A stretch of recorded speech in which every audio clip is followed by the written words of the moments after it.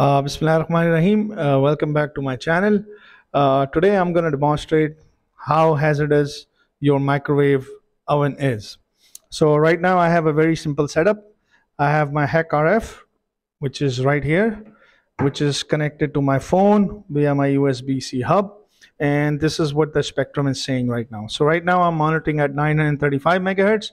But I know the typical microwave that we have available, it operates at about 2.45 gigahertz. So let's actually tune our SDR to 2.45 gigahertz and let's see the effect of it. So in order for me to do that, the simple step is just go to my hertz and just hold on a second and just simply type in 2.45 2450.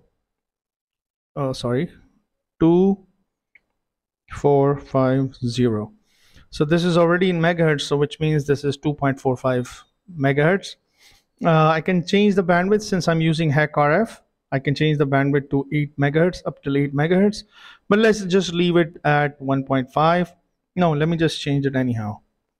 So let's change it to 8 megahertz and let's do a set. And this is what I'm seeing right now.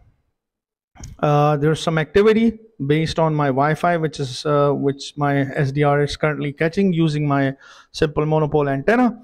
So let's just simply turn off our microwave and let's see the effect. I hope so. So let me turn off the knob of my microwave and you can start seeing the spikes. As you can see, those thin spikes which are going off the chart. Let me just show you in terms of a signal strength. The strength is up to, if you were to look at this peak, this is almost close to -5 dB, which is quite hazardous for a human being because our noise floor is somewhere around -40-45 dB. So this is a very dangerous signal that we normally see.